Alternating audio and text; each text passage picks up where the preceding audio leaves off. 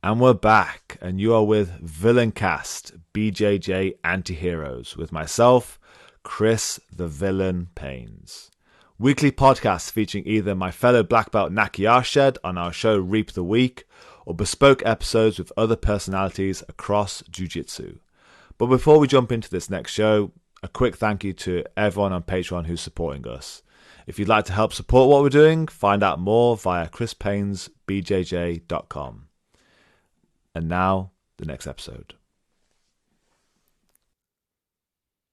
And we're back with Villaincast. So it's myself here, Chris Paynes, the villain. No Naki this week. This isn't a Reap the Week episode. In fact, we have Rob Cole, Liquid Rob. You'll normally see the handle online, based out of Connecticut. How's it going, Rob? Good, Chris. How you doing? Glad to be on. I'm doing well. I'm glad we could arrange this. Again, anyone I talk to in the States, it's always going to be a lovely time for you that I try and arrange these things, and a terrible time for me. Yeah, exactly. Yep. Um, yeah. So we've talked a few times in the past. We've met at Brad Wolfson's over in Connecticut, and we had an interesting role. But just because I probably I don't have many listeners, but introduce yourself. What is your grappling history for those who haven't had the luxury of speaking to you yet? Oh, all right. Well, yeah, I've been doing martial arts like 30 something years, and I was the classic karate guy, and then, got my black belt in that as a teen, almost, whatever. Then I got into Jeet Kune Do concepts, which was a little more Street Fighter or alive type training. And then 1993 happened, and Hoist Gracie just started choking all these people out and beating people.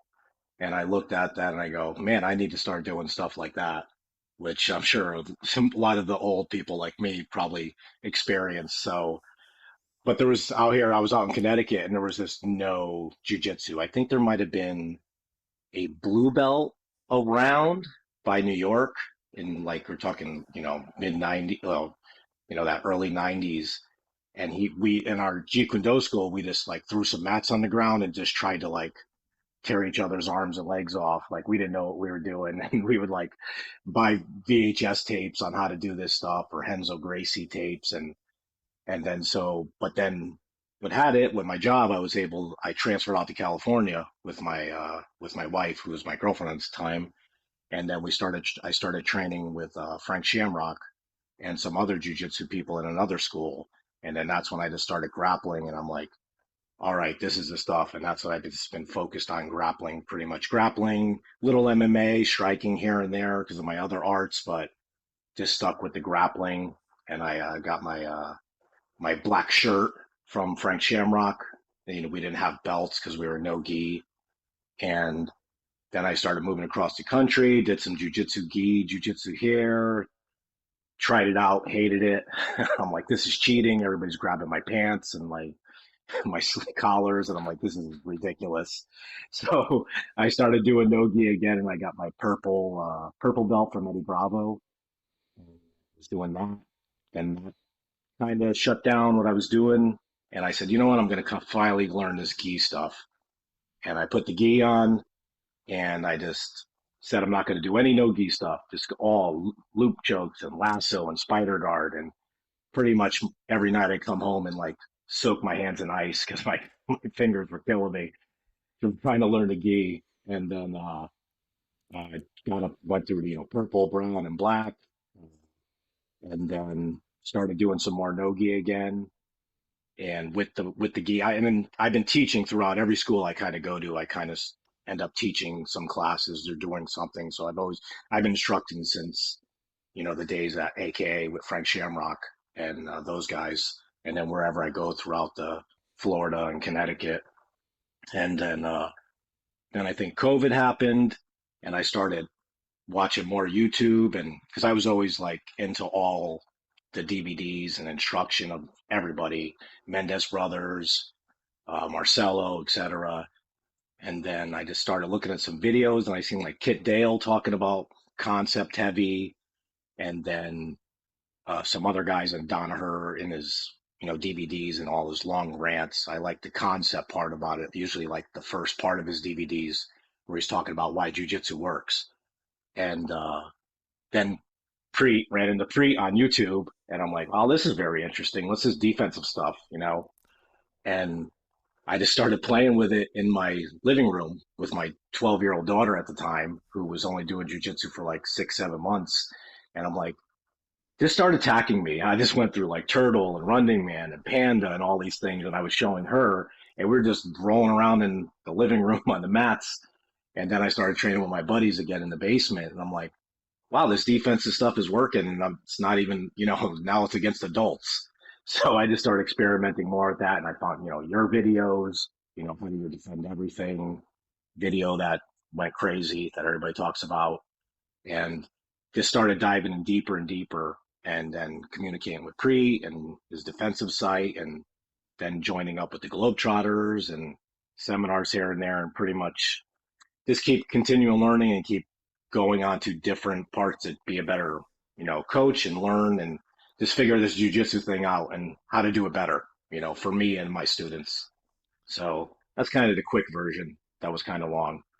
So No, that's absolutely fine. I mean, like I said, you had a heck of a um, you went everywhere coming up, and I mean, I may have stalked you a little bit prior to us talking, yeah, but you spent was almost 9 years as a blue belt.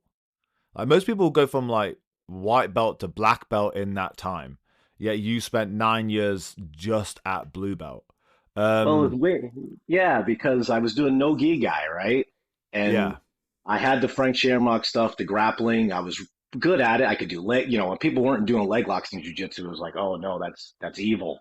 And I'm like, oh, it's leg locks, it's no big deal. Like, you grab somebody's ankle and they like freak out, and I'm like, okay, this is crazy.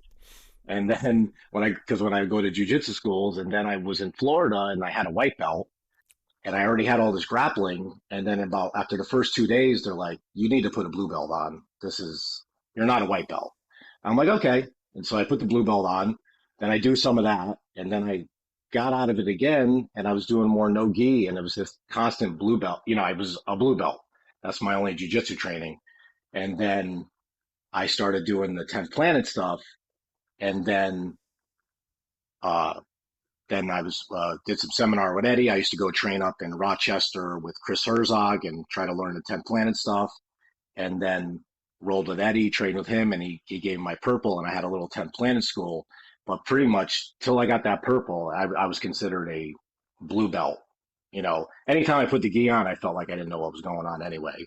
When you play super grip heavy game, and no leg lock. So I was like, man, this is kind of crazy. So I was pretty much at this blue belt stage for a long time, but doing no gi, which I was better at. So then I finally wanted to do more of the gi, and it just really had to focus on all the stuff that makes the gi work, and try just all the gi related techniques or concepts. So yeah, it took a long time to really, then that's when I really wanted to start learning more stuff, and focus on all different aspects of jujitsu instead of more just an MMA focus, submission wrestling focused at the time. I just wanted to expand more and more. So yeah, it was a weird journey. And like, if you look at my belt checker, I got a different person that promoted me like every belt. So I have no problem jumping around, not just because I moved so much a couple times, and just kind of, every instructor I had was really cool, and just, along the way, just helping me. But I kind of self-directed a lot of my own training, a lot of it actually through instructionals or just picking up stuff and just going training in with my buddies and just trying to figure out different ways to do things, since I'm, more of a smaller guy now. I've gotten older, so like my game's not gonna work with some of the instructors I've had who've been like 6'3" or something, or just monsters. I'm not really that type of person. So I kind of always dive into how am I going to learn these things I want to learn for me, and then how can I teach them and show them to people that are not like me. So so that's an interesting point I want to go on to. So you say you started within the traditional martial arts sphere, as it were, in the early '90s, um, and then went pretty much like from there into the most non-traditional martial arts place you could find, of Frank Shamrock. Um, how did you find going from um, training traditional style and a traditional curriculum to how it was with Frank? Well, yeah, because I was the traditional martial art karate slash taekwondo mix, and it was like forms and katas, but then we also did all the point sparring, and it was funny because our point sparring stances and everything were nothing like the katas we were doing. So as I look back on that time after researching all this learning stuff, and you're always like, wow, why were we doing it like that back then? Because that's just the traditional way martial arts were taught, late 80s, early 90s.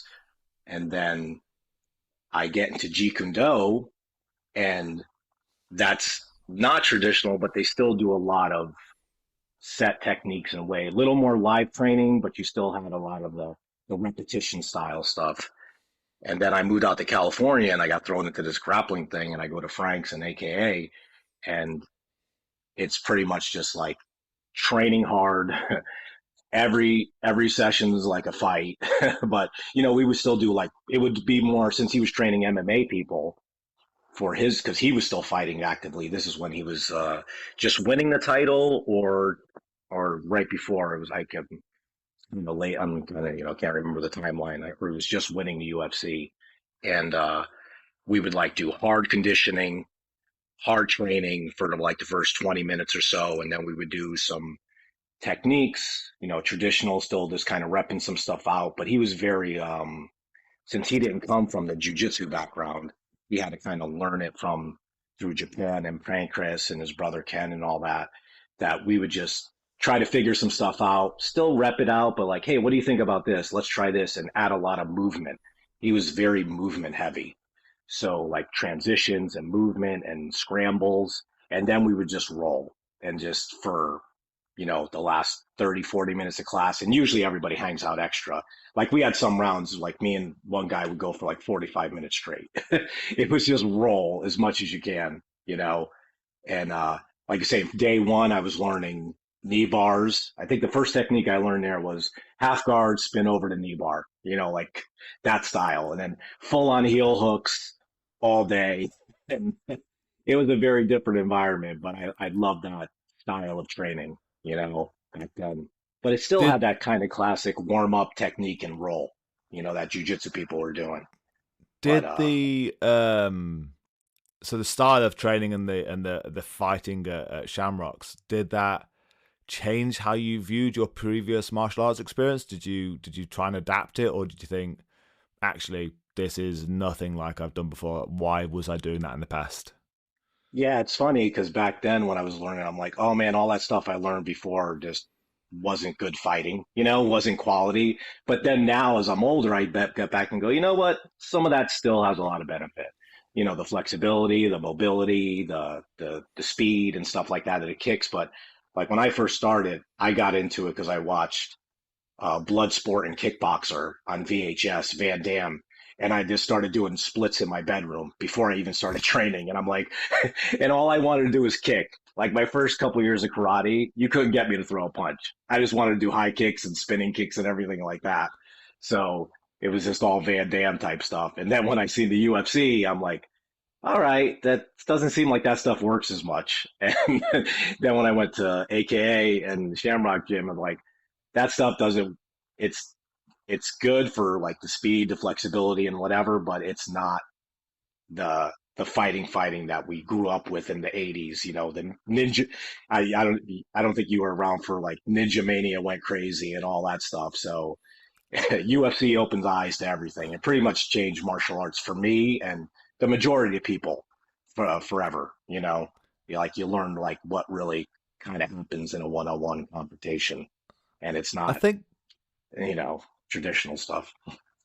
I think there was a bit of a time delay, maybe. Like I remember Ninja Mania. I mean, I'm 36, dude. I remember Ninja Mania and Teenage Mutant Ninja Turtles, and like Yeah. pretty sure there was a film I remember watching as a kid. I may need to actually look this up, called Surf Ninjas. And I'm pretty sure Leslie Oh yeah. Nielsen was the bad guy. Oh yeah. That's post original Ninja Mania, like American Ninja and Yeah, yeah, the Octagon, Chuck Norris, and like all the stuff. And then Ninja Turtles came out like I believe 1984 or five, the first comic when it was black and white. I'm sort of a nerd, so I yeah. remember that stuff. I was in the comics and all that stuff, and then the cartoon came out, and then it went crazy again. Like these things, and then the UFC came and shut down everybody's martial arts stuff.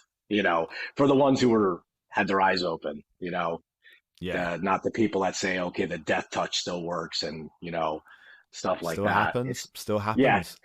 it's You too think deadly to do. you think we'd have enough proof out there by now that maybe we shouldn't be doing death touches anymore? Um, Yeah, but no, it's insane. Yeah, it's crazy. so then we go forward a little bit then, and you start doing more jujitsu, which um obviously I imagine like I say, it would be quite different to training at AK and at Frank's. With the different styles that you've seen over the years, was there how has that painted how you want to teach classes? Like how did that affect you over time? Because you've had such a varied background. Um, what did you find taking from those initial jiu-jitsu schools that informed how you wanted to teach going forwards, or were you trying to make a separate route from the early doors? Well, yeah, I always when I teach, I always want, even from early, I want to give a good class. Like a pet peeve of mine is when people just come in and teach and like, all right, go do this, and I'm gonna go on my phone and do that, and here's a couple techniques, and then they go whatever.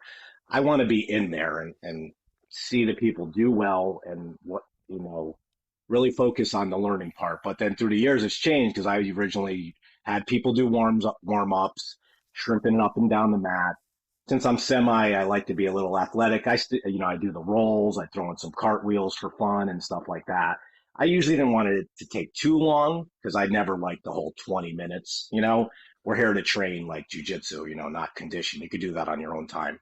But I would give them a little warm up, and then I would always kind of still do a technique portion. And I got like super into like the technique has to be so perfect and precise, and talk about it and this and that, and then drill and drill and drill.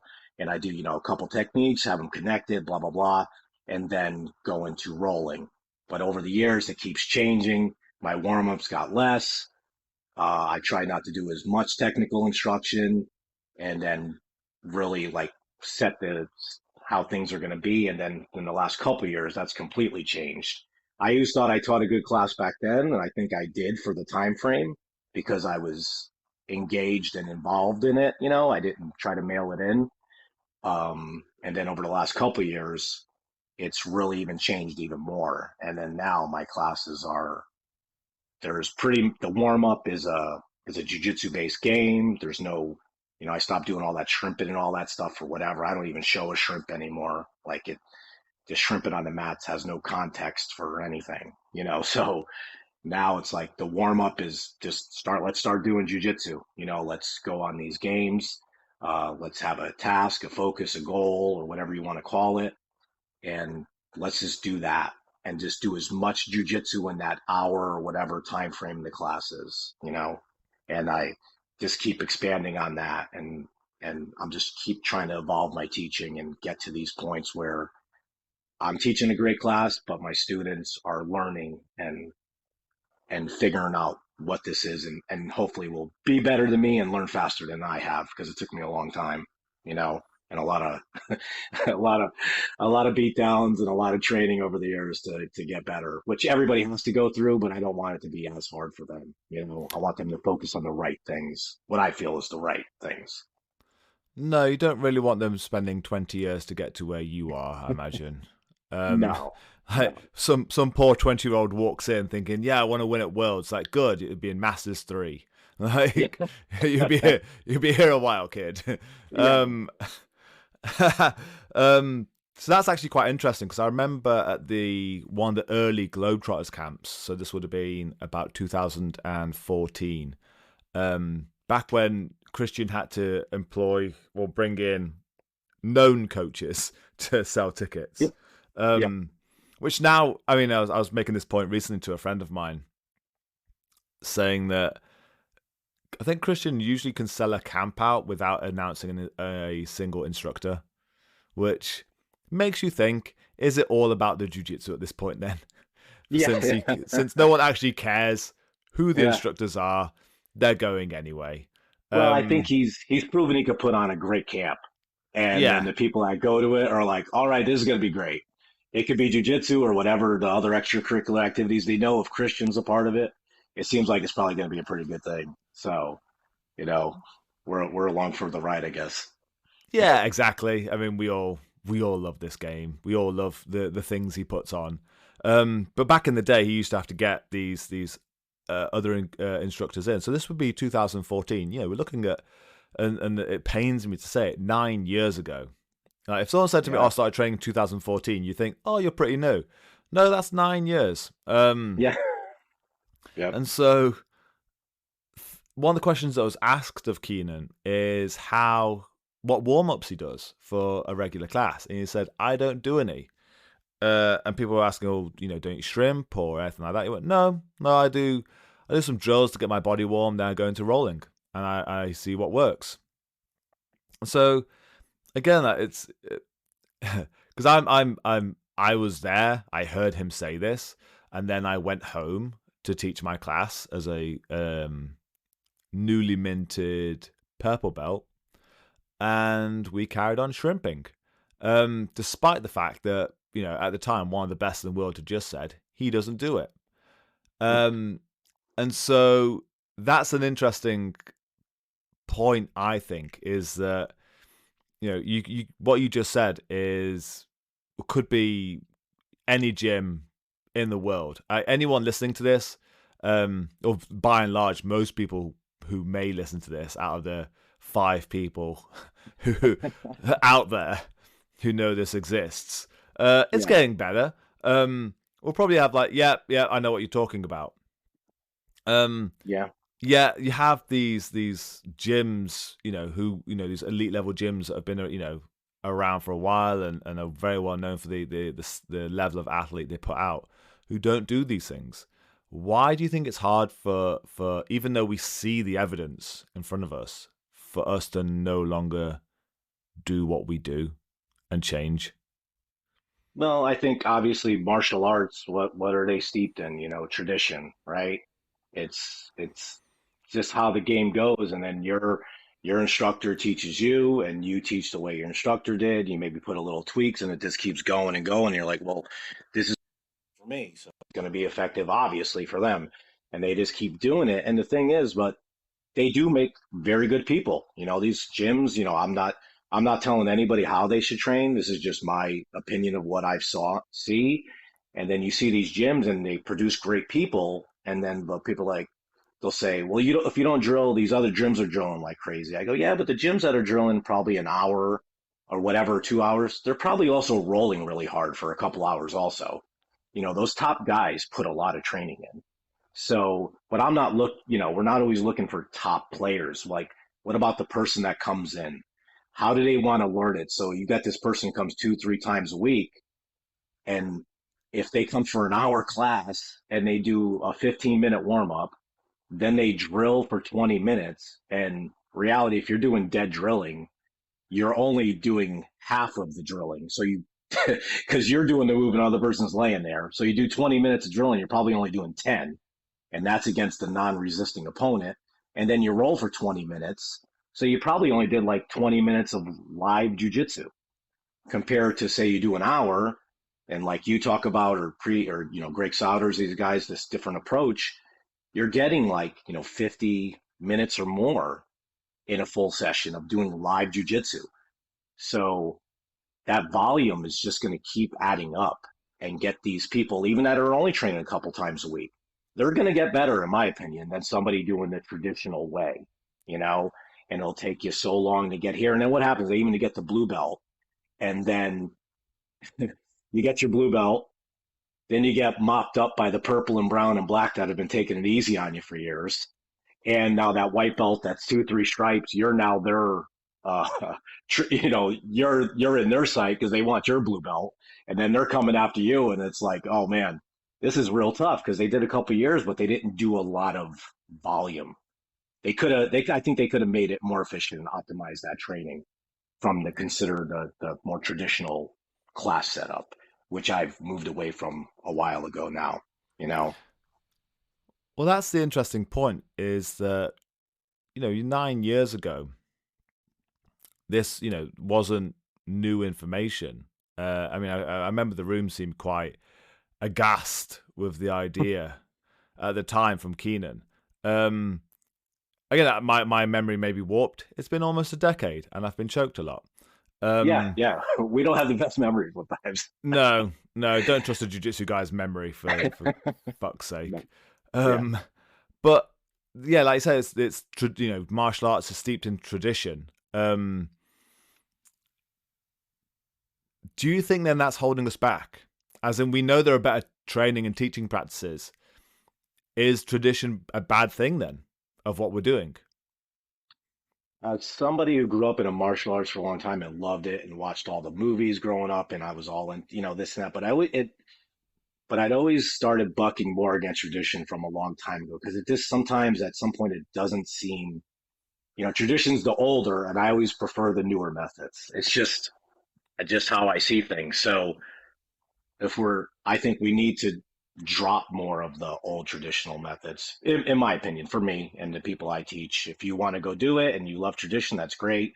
I don't do the whole professor and all that stuff. I'm just a coach. I'm just a guy who does jujitsu and grapples around on the floor. I don't need the bowing. I don't need this or uh, asking me to roll or turn around and tie your belt in front of me. Like that stuff to me, that's ridiculous. So if I'm going to get rid of that stuff, obviously there's probably better training methods, and there's real smart people that study this stuff about learning and motor learning and this and stuff. And there's a lot of evidence that says this is a better way or a, more efficient way, whichever way you want to put it. So as somebody who loves it, I'm 48 years old and I've been grappling and training a long time. I'm still trying to learn. Like if I didn't try to learn stuff, I would have been out of this sport, years ago. If I was still doing like an old self defense curriculum, grab my wrist and do that and, bear hug defense, I would have been done with that a long time ago. I like to grapple and train and learn things and advance. And now it's fun now that I'm training more, I actually do less. I don't care about the techniques as much. I don't care about learning a two technique. I'd rather understand more and let's just get down there and grapple and do some jujitsu or whatever you want to call it. So, not sure if I answered your question on that one, but um, yeah, I would say try to move towards the newer training methods than the tradition. I think that should be left in the past for most things. Oddly, so I don't know. Obviously, we're going to see each other soon in Maine, depending when this episode comes out. Actually, to be fair, I may be dropping this episode whilst we're in Maine together, Okay. which is hilarious, I guess. Um, Yeah. but there's a workshop that Christian and I did. Um, it was definitely we did it in. I think we accidentally did it in Iceland.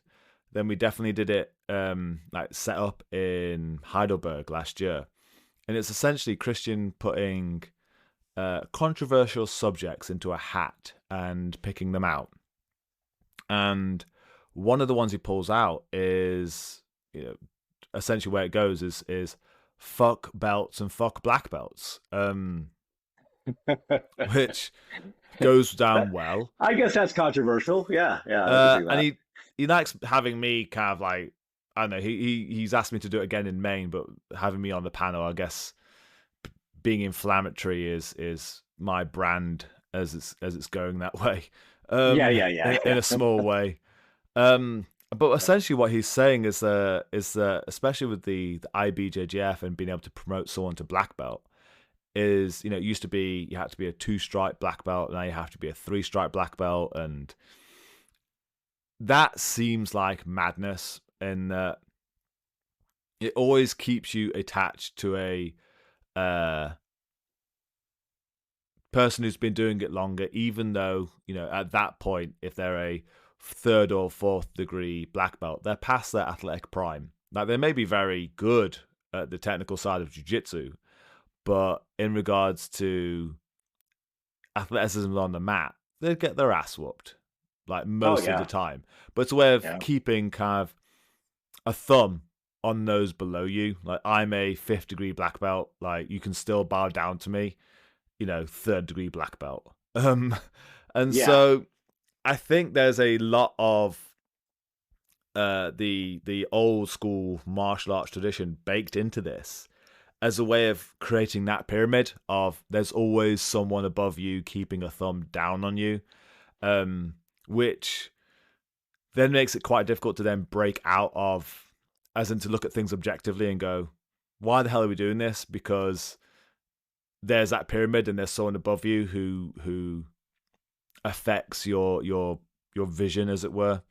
Um, but I think one thing I think is interesting about this is because you've never been kind of within a set pyramid for any period of time. Like, you've floated around. You weren't just like Gracie Barra or Carlson's for your entire jiu-jitsu career. You've gone 10th Planet, and then you've gone to other places. It does sound like because you've never been part of that scheme, you haven't felt that influence from a higher power, as it were, to adhere to the traditional structure. But I think that can be quite toxic in more ways than just having to call someone professor sometimes.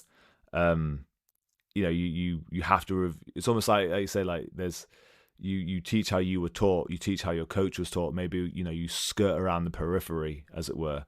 Um, but you still, because they're always going to be that higher belt, and your ability even to get a black belt is based upon them being 2 belts above you, and being able to get your first stripe is them being still above you, so you're always kind of tied to that person. So stepping away and doing things very differently is kind of difficult for how we've set this game up. Oh yeah, like and before you even said it, before you even said the word pyramid, I was going to say, well, my controversial take for this, for you, because you like this is that's your thing. Like jujitsu, pretty much the belt system is a pyramid scheme. It just Completely. is, right?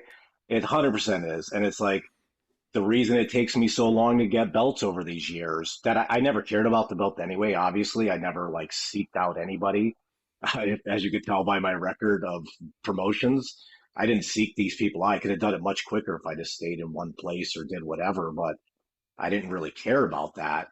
And it just seems like you set these structures up and it's like now you can't branch out. You have to be under this person or the old school ways, not old school of going to train to another gym. Like to me, that's so ridiculous. Any gym that says, hey, just train here, don't go to other gyms, they're looking out for their gym. They're not looking out for your learning and for you to get better. You know, like going to open mats, going to different places, going to different schools, that's like the Globetrotters. Like that's why I was like, man, why haven't I been a part of this longer? This is an amazing setup. Like going to all these different gyms, going to a Globetrotters camp and hitting 2 open mats a day with people from all over the place. Like that's like the classes are great and you learn from a lot of great instructors, but just getting to roll with so many different people and different styles, that's how we're all going to get better. Sharing the information. This is me and I don't want to do this, or the old uh, VHS tapes and early DVDs of jujitsu. Sometimes you watch these guys, they'll teach a million moves, and then you go watch them compete, and they don't do any of them. And you're like, but you're so excited to get these techniques that got handed down to you from this guy. And you're like, Yeah, but how do I train them? What am I repping? And are they even using them? So it's just more ways to just lock you into these schools and these belts and these ranks, and you're like, can't escape. Like, how many people or we know, we hear stories, they're purples or brown belts, and they had a problem with their main person, and now they've been stuck forever and they can't get a black belt, you know? That kind of happened to me for a little bit. I was training at a gym. This guy wanted to promote me. He had a problem with the head owner. He left, and then I'm just stuck at Brown. And it's like, okay, now what? But it's like, man, I've been doing this stuff for a long time, you know? But Exactly. And that's why, again, I remember when Christian first started promoting people at camps, there was an awful large pushback um, of people saying, it's not the right way for lineage, and you barely know these people, etc. I do like the system you kind of created with the Council of Traveling Black Belts. Is you've got to have almost a unanimous vote at the end of the week after every black belt has rolled of you to agree that you are worth who you say you are and you're not under anyone else and yada yada. Um, but yeah, again, like that's a really cool system because they're just not out there handing out belts every camp. no, I like think at the main camp last year, one person did, and that was it. It's like you got to want to apply for it. You got to have them test you out and try.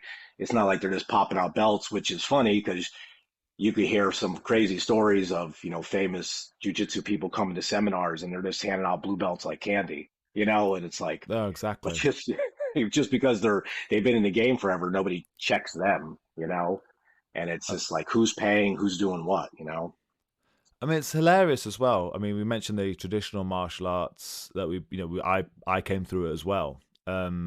I'm not saying like in the Japanese jiu-jitsu that I started in, it wasn't necessarily the case here, but because there's a bit of ninja mania when we grew up, and Enter the Dragon and Kung Fu and various things, having that like master sensei figure, from pop culture, and then you go into a martial arts school, and there's Moe Eshiba on the wall, or Jigoro Kano, and you bow to that picture of Master Sensei when you walk in, and then which is fine when you're a kid because you're caught up in all that stuff, the Master Splinter, Oh yeah, it makes you but feel then good, right? yeah, Yeah. exactly, like you're part of this society, and then the idea now that there are adults that walk into jujitsu schools and bow to pictures of the coach.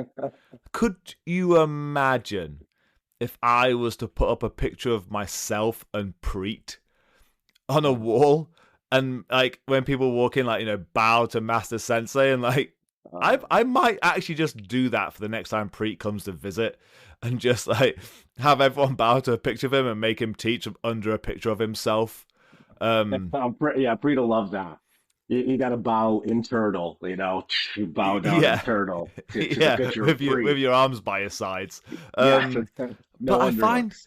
that's so funny, but it's everywhere. Not everywhere, but it's still so common, and we've still stolen that. And I think there are various things like that are holding us back. And you did say it then with regards to technique, and I think this is also a really interesting point. Is this idea that um every technique is kind of known by now.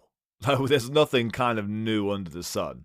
And if it is, it's a outlying technique and rarely used in high level competition or whatever. Or if it is, it's a one off and just gets stamped out.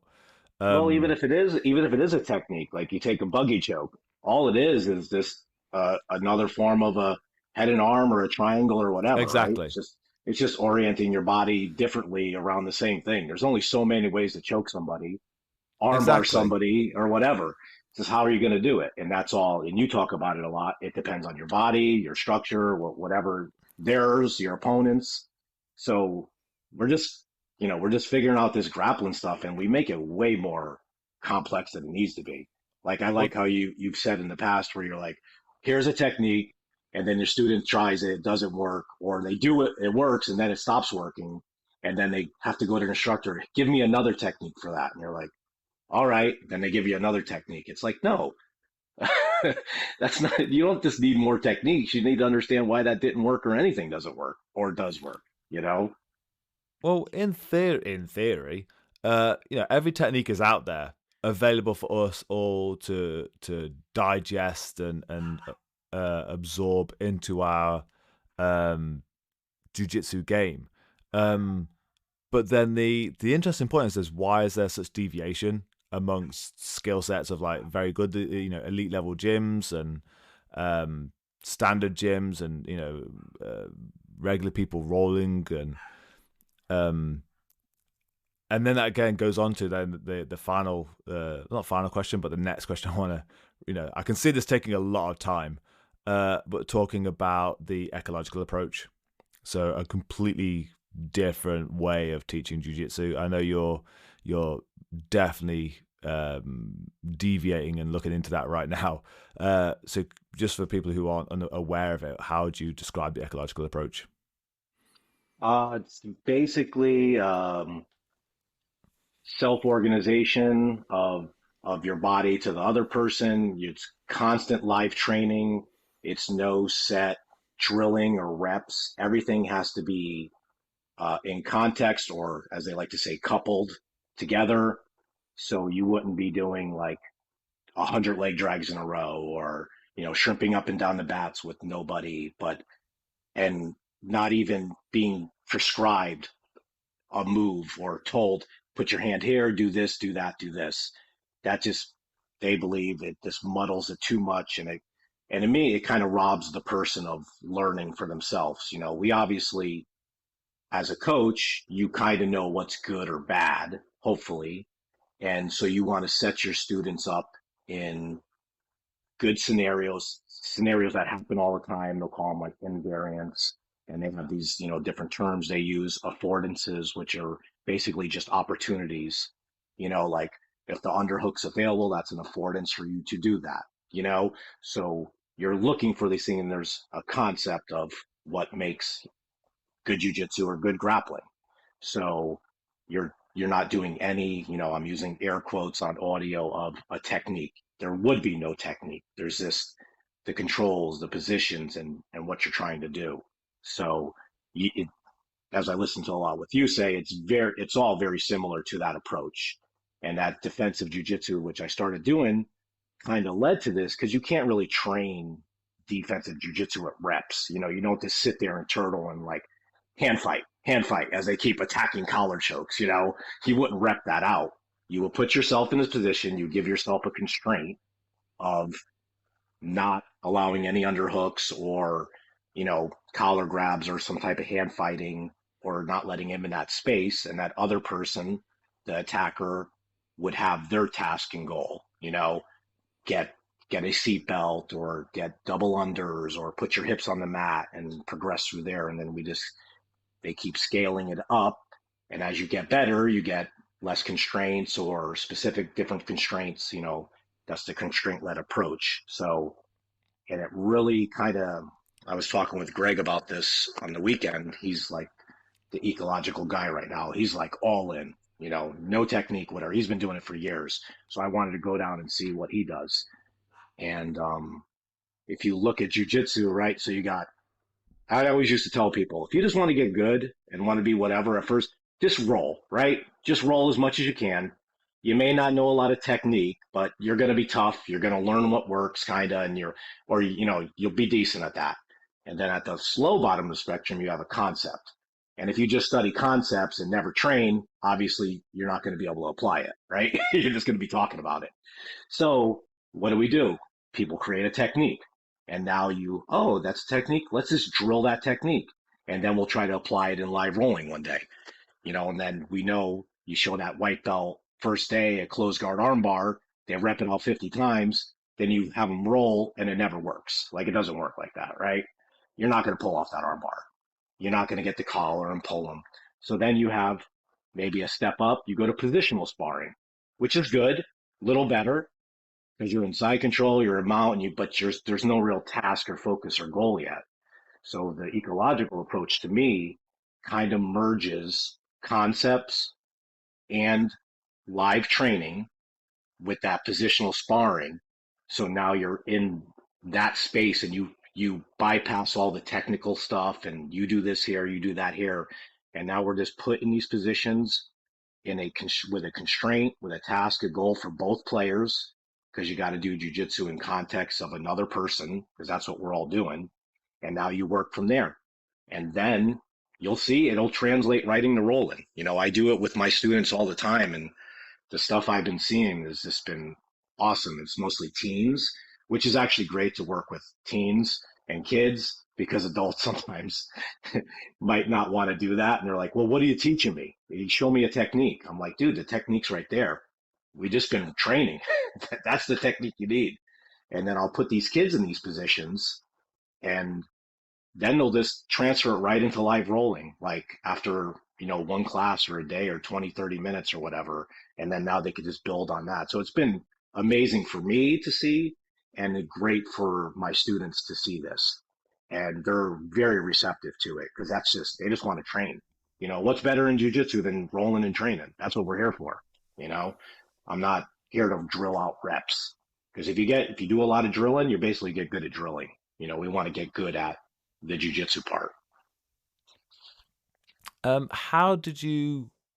I'm saying this again from someone who has completely changed up, almost on a bi-monthly basis, how he teaches classes.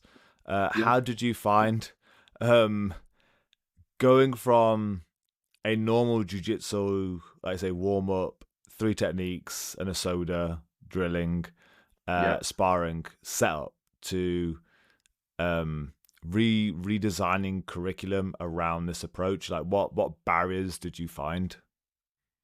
I think I think the defensive jujitsu stuff with Preet kind of led me in that path because I'm like, okay, I want to learn this position. I want to learn these techniques of how to roll. And then I'm not going to get people to come drill with me that. I don't even know how you would even drill it. So like I'm saying, I would just train with my daughter and then we would go and in the basements and train. And then I just, I wouldn't tell them or I'd be like, hey, listen, I'm just going to be playing defense. Just attack me with everything you got. And I'm going with brown belts and purple belts and some black belts. And I would constrain myself and say, I'm just going to play this defensive stuff. And we'd start in all these different positions. I'd give them a hand in the collar or whatever, this and that. And then, actually, sidebar too of that, one of my friends, he was a brown belt and he was mostly a gi player. And he never really liked leg locks. But he started doing more no gi. And he's like, you know what? Before I become a black belt, I'd like to learn about leg locks. But he doesn't just want to sit there and rep out leg lock entries and this and that. So all we did, I said, okay. So me and my buddy, he's really good at leg locks. We took him and we just said, okay, we're going to just play a game. This is before I even started learning about the ecological stuff. This is more just from the defensive jujitsu and just listening to people. I think Robert Deagle might have mentioned this too.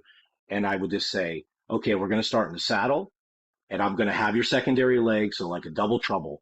I said, all you need to do is hide your heel. You have to, so defense first. I like teaching from a defense perspective out. So right and the end and like you guys talk about, Creed talks about from the end game down. So you're already in the worst spot you can. You're in double trouble, saddle, or whatever, or you go 90-10 and I have the secondary leg. And I'm tell him all you're gonna do is hide your heel. That's it. Hide your heel and try to get out when you can. So it went from him just defending his heel. He's getting tapped like crazy in the first sessions, a couple, that first rolls. Then he's hiding his heel. Now he's starting to turn. Now he's freeing his leg. Now he's getting out. He's getting ready to secondary leg. And then eventually he started attacking off of this. And he was not taught any of these entries and positions and whatever. We just played in the space for an hour of just leg locks, just entries. I mean, just the games from these positions. And we just kept going backwards. Now from saddle, maybe from 90-10, now straight 50-50, hide your heel, defend first, go. Now back it up, double seat it, classic butt scoot style, right? Double seat it or try to get out, but stay in the game. You're only going to build up that confidence in your legs and your heels if you're in that position. You're not going to do that with drilling. It's just, you have to be in that live situation. And I'm like, this guy was picking up legs in once, we were just doing it once a week.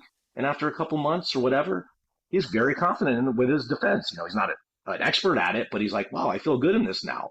And I'm like, all right, if we could do it with something with leg locks, which everybody thinks is just so advanced, oh, I got to learn all these names of positions. No, just get in it, learn how to hide your heel, learn how to do whatever, survive, just like the defensive philosophy, and then move on from there. And I'm like, wow, it's working on this. And then we did with another person who wanted to learn it. And I'm like, this is great. We could just do this for let's just try to do this for everything. So now, as a coach, I kind of challenge myself each class. How can I teach something without really showing it? Can I get the results I want to see without having to say, put your arm here, do this, rep it out? Can we do this? And I'm seeing it work. And then I went down to Greg Sauter's place, and those guys, everyone I rolled with there was just a beast. They were just skill with they gave no room, no space in their control, and they weren't just like guys who just are just going really hard. It's there's skill in there.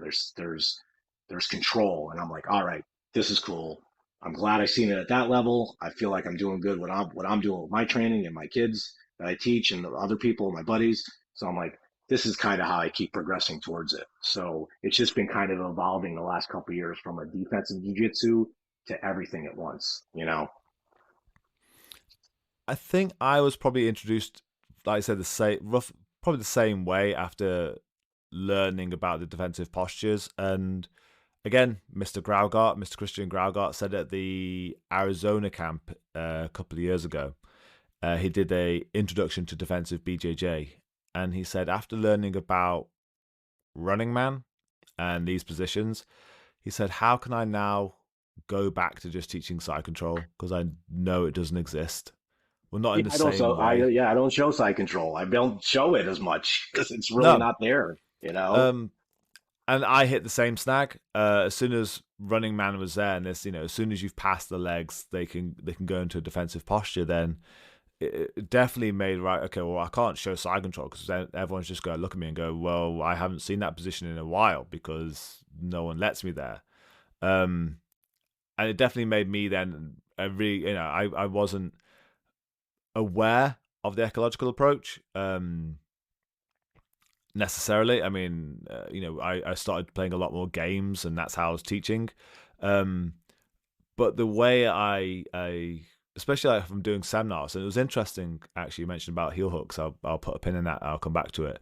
Um, Now, whenever I teach or I do seminars, is I try and explain this idea that the reason I'm teaching this way is because I trust you as intelligent human beings. In that I don't want to spoon feed you everything. Like, here you go, take this. Like, I don't trust you. You're not a smart person. Have Exactly. another Yeah. detail and be like that forever, and make them reliant and unable to think for themselves in a higher capacity. And I liken it to playing video games sometimes. I mean, when I'm not doing jiu-jitsu, I play games to try and not think about jiu-jitsu. Um, but you get given parameters, you get given an introduction to the necessary skills you'll need, and then you're going to come across enemies and bosses, and it's their skill checks and their conundrums, and you go figure it out. I mean, you may hit a wall that you just cannot for the life of you get through, and you may need a couple of hints to get past it. But that's how we learn everything. If you essentially self teach within parameters, the information just seems to stick so much better. Oh yeah. And Yeah. that's why I have to kind of like explain that, and that's why I'm doing my classes the way they are, because I want the information to stick, because I don't want to show you the details. I want you to find the details for yourself and let us talk about it. Um, and then you'll Yeah. remember them because you remember the route you took to get there.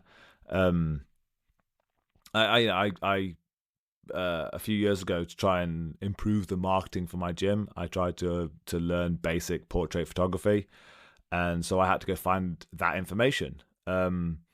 And because I had to self teach and pick up all the bits of information off articles and YouTube videos, I know why I'm doing every single thing with the camera. And that information is probably never going to leave my head. It's trying to carry that over to the jiu-jitsu sphere. And I mentioned about seminars, and it was actually, weirdly, a Craig Jones seminar in about 2016. He was doing a seminar on the inside heel hook Mhm. and escaping your heel, weirdly. And it was on about the ballerina foot and turning away and hiding your heel inside the other person's rib cage. And then on about how people doing that, he's going to have to like grab their foot as he enters into the saddle and like flex their foot so they can't ballerina foot. So here's the defense. Here's how I'm doing to like kill the defense a little bit. But the problem I have is as soon as I try and then transition it into the armpit, they can ballerina and escape. Right, as part of the seminar, I want you to play that. Like, how are you going to get your foot, how the foot you've taken from the chest where you have this flex grip into the armpit without them escaping.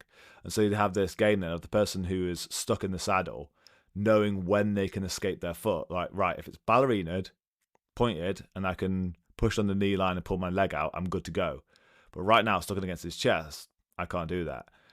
And that information stuck across the board. It's a seminar that's now terrifyingly 7 years old for me. And that information is it all made sense to me because he gave a problem, he gave a Yeah. solution, and allowed us to find our own way there. And we started baiting each other and faking certain things. Especially if you want to be a good partner for your partner to help them learn, you try and one up them a little bit on the next time. Not be a dick and just fuck you, I'm gonna smash you, but you want to give them Yeah. a little to put a bit of nuanced resistance in for the next time.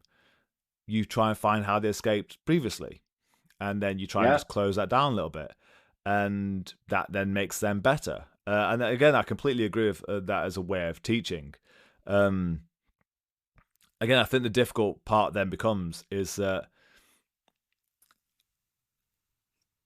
there are all these fantastic ideas, especially right now. The thing that I am screaming so much about is wrestling up. And funny that I went to one of Preet's seminars recently with regards to him doing Sido's open guard and getting up out of that. But I think this idea that you set the problem, like why else would why am I learning something if I have no, if you just, I think that's where I've kind of gone with this whole approach again. Like I'm not sure what I can kind of call it. Is that I feel I have to set the problem first, and that's kind of like one of those kind of details about the ecological approaches. All right, if I don't give you a problem that you need to solve, then you're not going to try and solve it, Well, which yeah, and means that that's the drill's pointless. well, yeah, and that I think that's I'm not sure who said it. It could have been Rob Gray or one of his guests. Rob Gray is like the super ecological, like on the academic side, and he trains like professional baseball players and all this other stuff. He's wrote a couple books. Check him out, Rob Gray, really awesome, and that's um, and they're talking, and either he said or somebody else is this. Do you always worry about are you doing being a good coach and stuff? Somebody said or he said, if you're giving their students problems to solve, you're doing a good job. They're going to learn something from that. You have to give them these problems, and if they're trying to solve it, they're going to learn from that. And then what we were talking about earlier, you were saying with the people and like just spoon feeding them stuff. I believe it's something's called I believe it's called optimal theory by I believe it's by Gabrielle Wolf and somebody else. They did a book on it, optimal theory, and they say one of the ways to get better at learning in this, what they've researched is autonomy is a huge part. You can't just sit there and just tell people exactly what to do. They may do it, but they're not really learning it. But if you give them an autonomy to do it, so that's why the constraints are really good because it boils it down to such a small, you only got a couple things to do. Like you with Craig Jones seminar, just hiding the heel and all that. That's not a technique, like whatever. It's just that's what you were told to do in the constraint. You learned it, and now you have that autonomy of Am I going to do it here? Am I going to do it here based on their reaction or what you're doing to that person? So in optimal theory, a couple of the things are autonomy, external cueing instead of like, you know, where's your elbow? Where's this? No, like, well, where are you going to, or where are you going to put that thing? You know, something more external. It's easier for people to learn that way. You know, if you tell somebody to jump and you're like, I want you to think about this muscle and this and fire your glutes and do this and your hamstrings instead of just say, hey, try to jump as far as you can possibly get. You know, you'll do better with that than thinking about everything that's going on the inside. So that's why this optimal theory and all that and ecological are all kind of in that same space because you're giving autonomy, you're putting in these constrained environments, external cues, and you're giving problems and situations for both players to solve. And then the learning is going to stick. It's going to become that instead of constantly just spamming the same move. You know, you see that a lot. It's like a student learns a leg drag or this, that, and now that's all they know. They're just going to walk up to somebody and just start just leg drag all the time. And if their foot's in a different position, it's not going to work, right? Because you're going against a non-resistance opponent. And then once, you know, somebody's resisting, things change. So how are you going to get better at that if you're just drilling it? And if you go by like the SAID principle, specific adaptation to impose demands, you're going to get better at what you're doing. Like that's a big revelation, you know, like you want to get better at this, you're going to do it. You know, if you want to get really good at drilling, just go drill. But if you want to get good at live training, you got to be doing some live training, you know, you just can't fake it. That's what I love about jujitsu and grappling is you like talking about with black belts being older and this and that or people, you got to do it on the mat at some point. You know, you got to kind of prove it kind of regulates us compared to the old kung fu, whatever masters or the death touch people or whatever. No, you got to get on the mat and you got to do it. Right. And that's how you know if that person's good or not.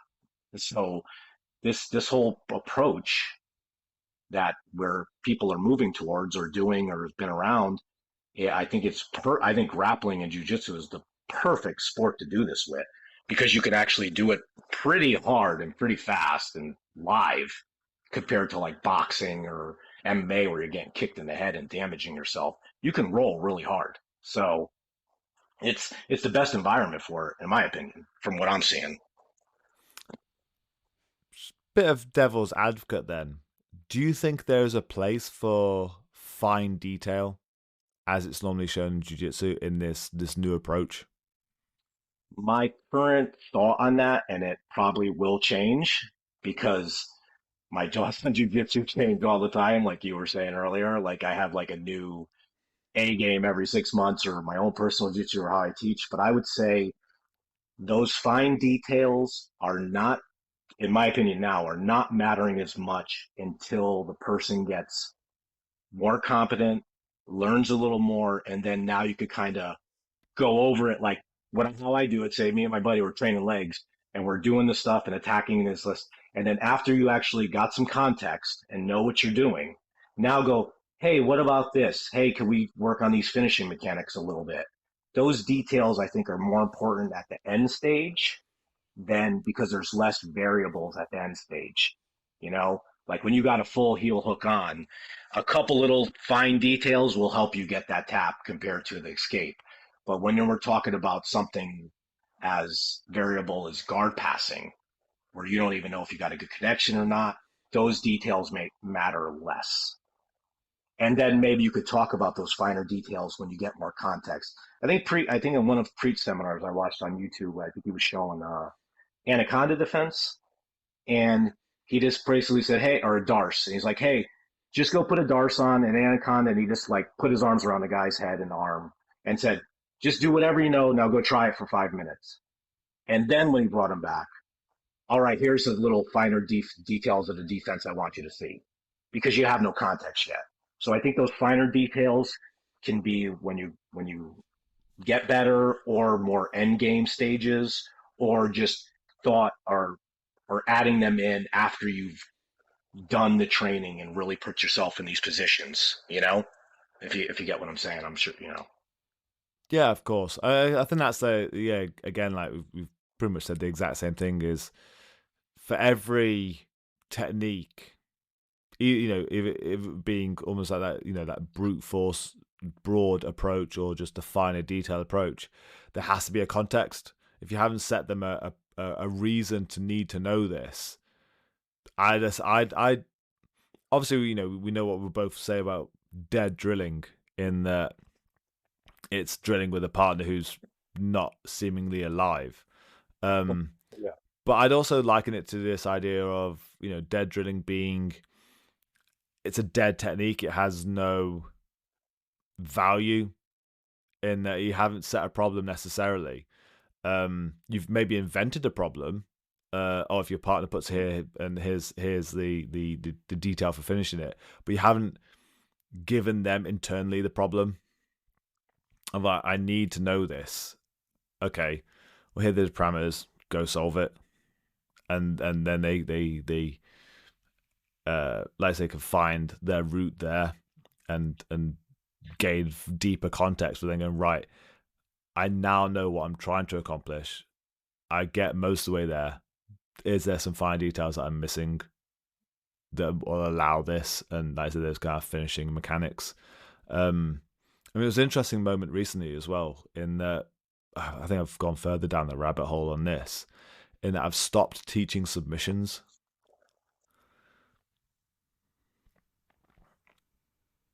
Would you? Oh, Possibly, I'm still oh, there, here. there you are. Yeah, you said you stopped teaching submissions. Yeah, I heard you on a podcast talking about that. Yeah. Yeah. Again, it's that I think maybe this whole new approach in teaching has made me lose my mind.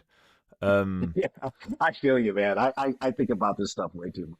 And it's like, yeah, but then I go, what am I doing? Maybe I should just hop on a bunch of the same techniques as you. You know, yeah. Maybe I'm I'll go thinking way first too much circle one about it. day.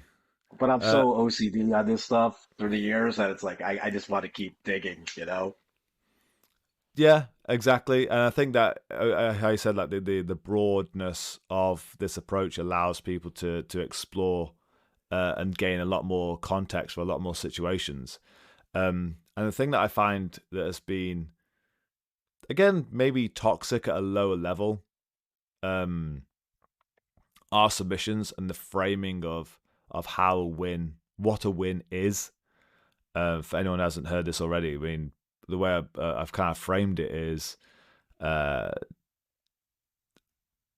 if I teach that the submission is the end goal, people will throw away good position for bad submission. Um, and especially with this whole approach of like guard passing and maintaining dominance, and um, creating deeper context for everything, I find that it can almost all be thrown.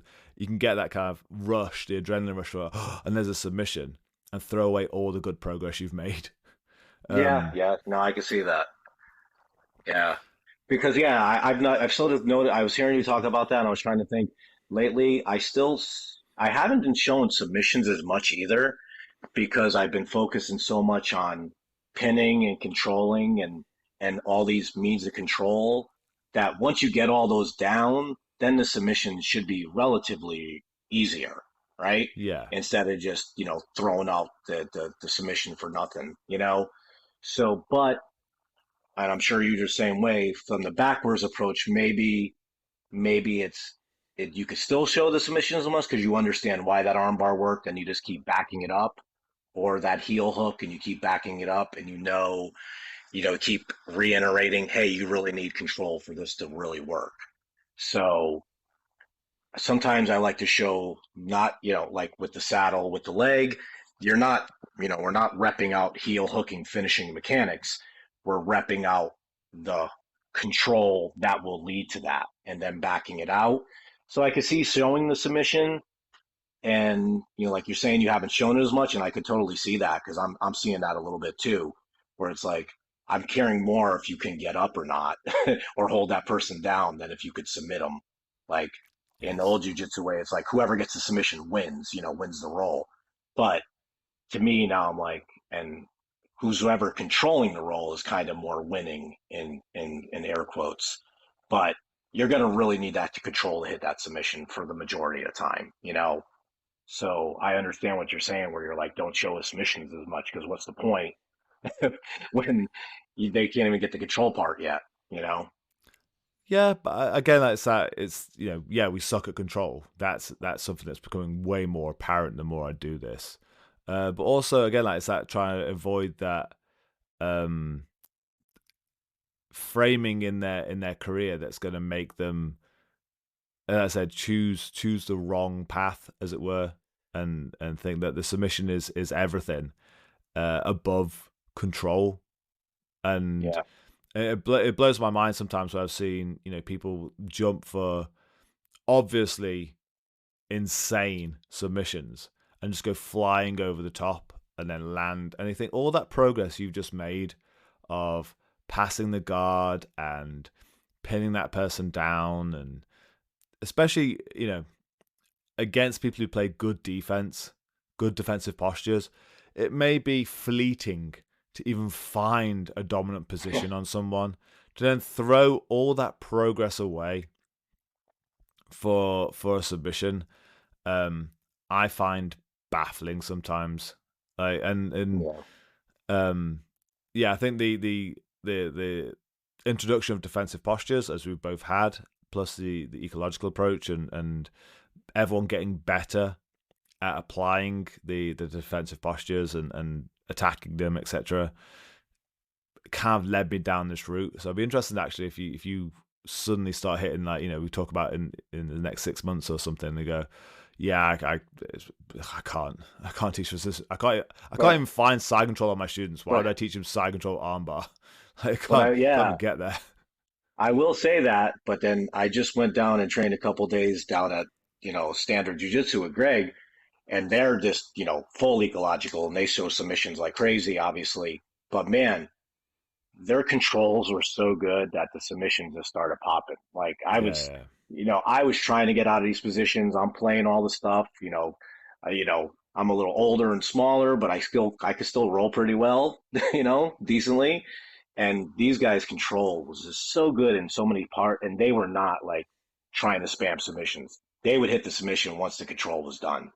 So there's the context of that. That's how they train. So looks like it's working pretty well for them. it was weird in that I found the same thing training at Ryan Hall's down just outside DC. His Yep. was some of the first students I ever came across where everyone felt dangerous. Like everyone felt like a hunter. Where Yes. usually if I play the defensive postures in a regular gym, I can kind of laugh a little bit. Like I can hit them, and then people just try and like iron finger their way through my armpit, and then just look perplexed as to this feels weird. Yeah, Um, because the stuff they're used to seeing is not there anymore, right? yeah, exactly. But Ryan's was one of the first places that I'd ever been to. I was like, oh damn! Like even the blue belts and purple belts are Yeah. they're hunters, and that's the best way I can describe them. And which knowing Ryan and knowing how out there he can teach, conceptually, like that made sense again. Like, oh, okay, right. So yeah, you've developed a good standard in here through a not a non-standard jiu-jitsu approach. Oh yeah, Um, no, definitely. Because yeah, Ryan was like one of the original guys I used to hear back in the day talking about concepts. I had some yes, of his DVDs, and I'm like, this is amazing. I'm like, I've never. Yeah, I'm like, I would watch some Ryan Hall stuff, and I'm like, wow, this is good stuff. I really resonated towards that. I've watched almost all the instructionals by everybody, yeah, and there's some guys I'd watch and I'd be like 10 minutes in, I'm like, this is garbage. I don't want to listen to this. And then other guys, I'll just like devour them all. Like you can name somebody. I've probably watched them, I, I've been on Mendes Brothers online for a year, which was amazing. I love Hoffa. To me, he's the greatest jiu-jitsu player ever. Gi, no gi, offense, defense, guard passing, guard retention ever. And I used to watch his stuff on Mendes Brothers, and he would just talk about what was going on. And I'd learn all these techniques, but then when I was like wanted to really understand guard retention, which people didn't really talk about back in the day, it was more get your guard back, guard recovery. Nobody was really talking about retention. And from all yes, the techniques I learned, I would just listen to Hoffa talk about. And then when I'm playing guard, I'm like, okay, don't let them control your head. have a frame, have a barrier, control the distance, and stay connected, that it, my guard retention exploded just from those concepts stuck in my head. Not from the technique, not from the reverse De La Hiva, the spider, whatever. It was just those things. Don't let them control your head. Don't let them pass your knees and your hip line. Have a control the distance with your feet or your knees, you know? And I'm like, wow, this really works really well. And that was just a concept, you know, but I had to apply it. And I'm like, this is great, you know. So I would follow Mendes Brothers. I was on Marcelo's site, 10th Planet. You know, I followed her stuff. Everybody, I've watched all the instructionals, and now I kind of now I don't really want to watch that many because I don't want to learn more techniques. You know, Dude, I don't that's feel kind of special anymore. Like I know you follow like some. I don't. Thanks, man. I thought I was like worth something. Then like no, like I'm just one of your other whores that you've like been following. Like, dude, I, I will say I have your what was the first DVD called? How to Defend Against Everyone against or everyone, what? yeah, I loved it, and like you say, you don't even show anything. You don't teach anything like some of your seminars. You're like, I talked for an hour and I've taught you nothing. I enjoy those more than me watching technique videos of like 50 spider guard sweeps. You know, those do yeah, nothing for me. I'd rather sit and watch you and Naki sitting there with the whiteboard, you know, talking about yeah. the controls. um. Oh, Because I I can hope actually so. apply it. Because I can apply it. You know, it's like, you know, control the joint above and below the one you attack. Know what you're controlling. Control the shoulder line, the hip line. Like that's all it is. This is what grappling is, right? Wrestlers have been doing this forever. You Yeah. know, it's just the rules that dictate are in the sport. That's just going to make people gravitate towards one thing or the other. You know, you got the IBJJF, and that's why guys, you know, compete like that because they're playing in that rule set. You know, so that's all we're So doing. We're just playing a sport and a rule set. the the the final thing I want to ask then is for anyone who's listened to this and has maybe had their interest piqued uh, by this ecological approach, um, how what would you finally say to convince someone to maybe step out of their comfort zone and start teaching this way and how to build a curriculum about it?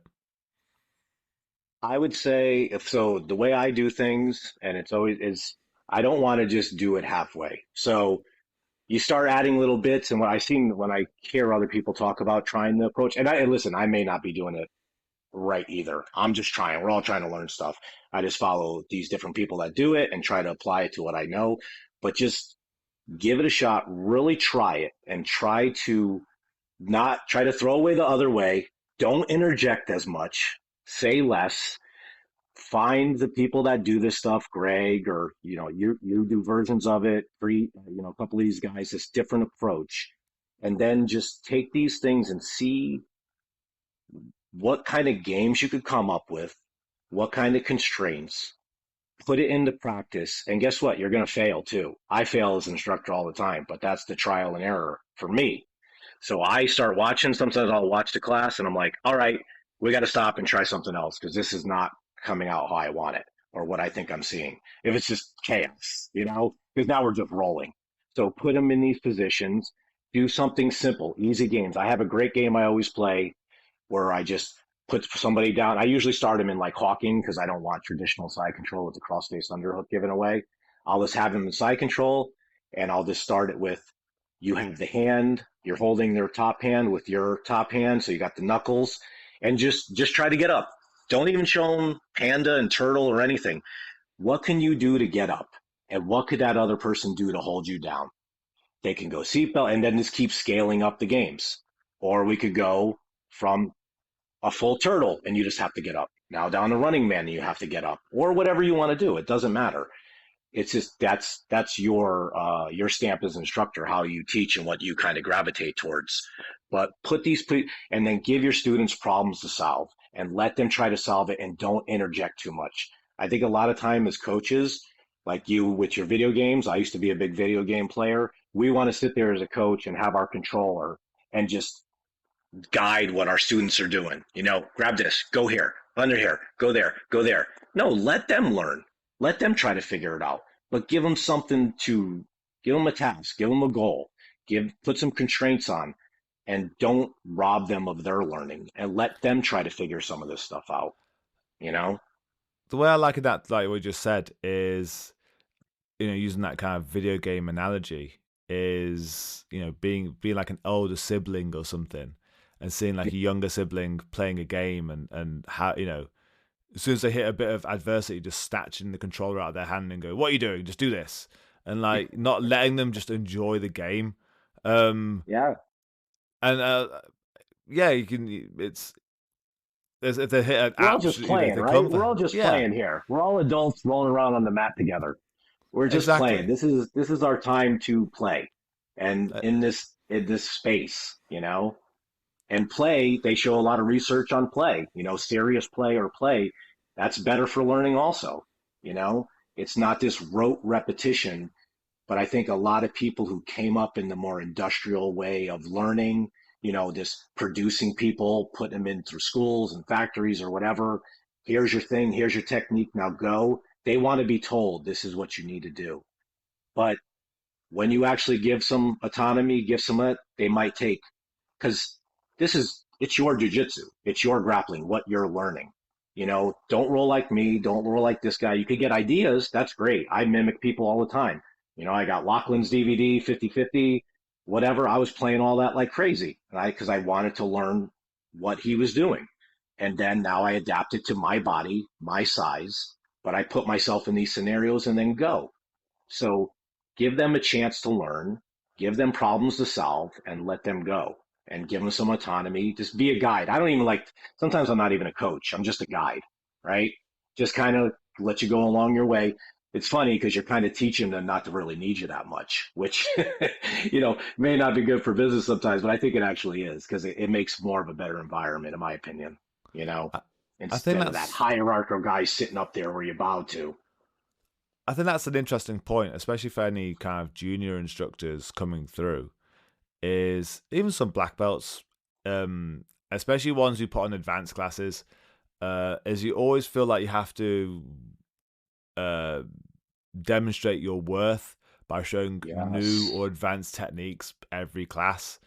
Um, I mean, I again, I say it from a position of guilt in that, um, I'd rack my brain every session to go, oh no, what new setup could I show? What new finish could I show? Or what new sweep could I show? And it was every session, because if I didn't have something better or new to show, uh, again, to show that I knew more, essentially. Yes. Yeah, I Um, was there too. Yeah, it's our ego. We all got yeah, it. Jiu-jitsu, the egoless sport, right? yeah, exactly. And yet here we all are, trying to prove that we're still the best in the room and that we should still be the coach, Oh, because we keep I showing. know. I know, and I've said this a few times in various places, and the amount of people who start nodding their head as I'm saying it, I'm like, you've been there too. Why didn't Yep. anyone tell us that we shouldn't do this? Yeah. Say less Yeah. means more, and then so like, no, I've got a new really intricate flow drill setup that I can show you guys, and no one ever Yeah. uses it. Oh, yeah. Like it's going to be funny because I'm going to be doing the main camp, and my class I'm going to teach is leg lock games. And I don't know how it's going to play as a seminar or as a class, but I'm going to treat it as a class. I'll talk a little bit, explain what I'm doing because, like you're saying, you kind of have to, when people aren't used to this, you got to kind of give them, a little context of something, and I'm just going to play. We're going to play in these games and I'm going to give you this stuff. And hopefully in that hour class, you're going to go, huh, all right, I kind of learned a little bit about this. And leg locks are scary for people sometimes, or just learning anything where they're not told exactly what to do. But I'm going to give them, and I'm going to see how it goes. I didn't do it at my last Globetrotters, but this one I'm going to do it because uh, I feel it's important and it's what I'm into. And, that's why we're there to show the stuff we know or do, you know? And I'm going to try to teach this class with games, just in leg locks. And we'll see where it Oh, goes. It could be a I'm mess or it could I'm be super excited fun. for this. I cannot wait to see you ask 150 people to play leg lock games at a camp of various experiences across the world and how they've learned jiu-jitsu. I cannot wait.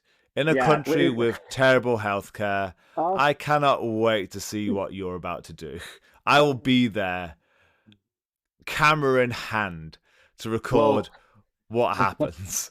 well, and just so for context, I probably won't be having people doing finishes because I that'll be a Oh, nightmare. We'll have 150 blown out knees in Maine, and the state tax will go up or something. I don't know, something crazy. dude. The healthcare system will be Yeah, just yeah. it'll be Everyone's premium is going up in Maine in yeah. the short, in the not too distant future because of Oh, what you're about to do. yeah, no, I think it'll go really well. I'm hoping it'll go well, and I'm hoping they're like not just running me out of there, But I'm like, all right, we're gonna play some games, and it's called leg lock games, play to win and lose. So we'll see what happens, because that's how we're going. I So we'll see what cannot we can do. wait. And as I said, this may come out the week whilst we're there. And so it may not even happened yet. If it comes out on the Tuesday, which I intend for it to do, Yep. this carnage may not have happened. So hopefully, what I'll do, I'm going to take my camera, my GoPro to the camp, and so hopefully I'll be there to record what you're doing. Especially, I hope it's recorded on the Globetrotters in action. So Yeah. anyone eventually it'll come out hopefully via that if anyone wants to watch the classes that Rob does. Otherwise I may get a few clips myself and post them on the across YouTube and if you're okay with that, Yeah. of course. Yeah, um it's so funny because I take this stuff like I'm saying I'm very obsessive about things and like how I want to teach and show things, and you're getting put in these stages of a whole bunch of people you don't even really know. So I kind of take it as a challenge of what can I show, like, and just kind of figure it out. So I get so much anxiety about it. I'm like, oh, how am I going to, so I can just go through my head all the time. How am I going to teach this? How am I going to show this? And then let's just let it go and see what happens. So it'll be a different one, but hopefully com- not too bad. completely. So finishing up then, thank you for your time. Anyone who wants to contact you and find out more about this and have a chat with you or see maybe sample classes of what you've done, what's the best way for people to learn more about you?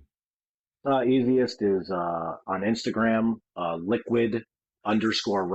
So Liquid Rob. Was my name from back in the day, and it's still stuck, and it's a decent grappling name, so I like it. Where So does I it come just keep from? with that. Back when I used to train at AKA and Franks and them, it had a dual meaning where supposedly my grappling at the time was pretty smooth and kind of flowed like water, and also I sweat a lot too. So there you I do go. remember that actually. I Yeah, remember that from yeah, Brad's. yeah. That's kind of my thing. I don't know why, but I like to say it's I'm smooth and I flow like water, but also pretty wet also too. So you know, That's gross, dude. yeah. Oh yeah. And this is grappling, man. Right? Grappling is Yeah. like the grossest, to You're the tell guy who somebody to sweated start into doing it. everyone's face from mount, like into their Oh mouth as yeah, well. yeah, just water torture style. Yeah, yeah. Give them Water that. torture Rob. Yeah. So Instagram's the best place, Liquid Rob. You have got a video out on Globetrotters, haven't you? Globetrotters in Yes. Yeah. action. I believe it's on the rear triangle where I teach it from the back out. And it's more prescriptive and not as it's getting it. That's been my evolution. So it was a seminar, so I wanted to show away a lot of details, but still give some whatever. So I'm kind of keep adjusting my teaching all the time. Like I think as coaches, it's our responsibility to keep trying to get better and learn about coaching, read, watch people, figure this stuff out. So if you want your students to evolve, you should keep evolving too. So that's how I see it. I think that's kind of perfect. Brilliant. Thank you for taking the time out of your Sunday evening. Is the weather nice over like right now? Is it warm outside? Have I made you miss warm weather to Oh, do this? it's about 70, a little humid, not too bad, not that bad. I was done for the day anyway. I was traveling for a couple days driving, so I was fine. So Oh, I'm thank good. thank you for yeah sticking around. Thank you for agreeing to this and taking your time after a busy weekend to have a chat with me and the five people listening to this. And Yes. um, I look forward to. I mean, I've never been to Maine. I'm looking forward to going to this new camp and seeing you out there soon. It's an awesome camp. You're gonna love it, And yeah, I can't wait to see you again, all the crew. Have a little defensive jiu-jitsu meetup. And Just lie on the floor and do nothing together.